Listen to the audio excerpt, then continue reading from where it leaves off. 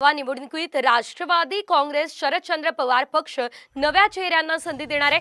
पक्षाकडे नवीन चेहरे उमेदवारीसाठी येत असून जास्तीत जास्त नव्या चेहऱ्यांना संधी देऊ अशी साम टीव्हीला शरद पवार यांनी माहिती दिली आहे। अजितदादांसोबत गेलेल्या सर्वच आमदारांना प्रवेशबंदी असं नाही, काही अपवादांना प्रवेश देणार असंही शरद पवार यांनी म्हटलंय। तर विधानसभेत नवीन चेहऱ्यांना संधी मिळणार असल्याची माहिती सूत्रांनी साम टीव्हीला दिलेली आहे। पवारांच्या राष्ट्रवादीने हा मोठा निर्णय आता घेतलेला आहे। शरद पवार नवीन चेहऱ्यांना संधी आता देणार आहेत।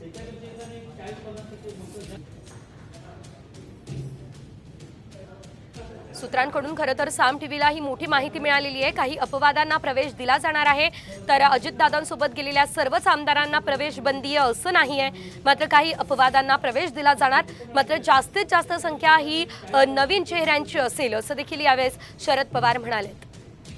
अधिकचे अपडेट घेऊयात आमचे प्रतिनिधी सुनील काळे यांच्याकडून। सुनील, नेमकं काय घडतंय आणि आता पुढे नवीन चेहऱ्यांना आता शरद पवार संधी देणार असल्याचं कळतंय, या संदर्भात काय माहिती आहे?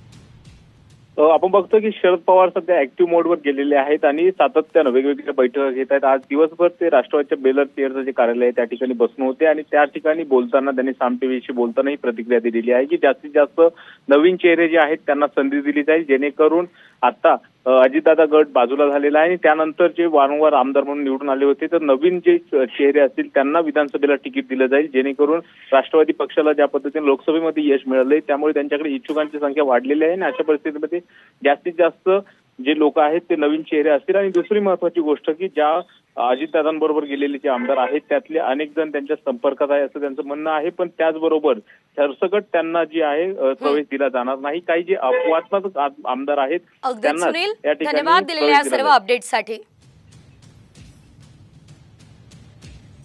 तर आपण बघतोय ही अतिशय मोठी बातमी आहे, कारण अतिशय मोठा निर्णय शरद पवार यांनी घेतलेला आहे। सोडून गेलेल्या काहींना संधी दिली जाणार, मात्र नवीन चेहऱ्यांना जास्तीत जास्त संधी दिली जाणार असल्याचं यावेळेस शरद पवार यांनी सांगितलंय।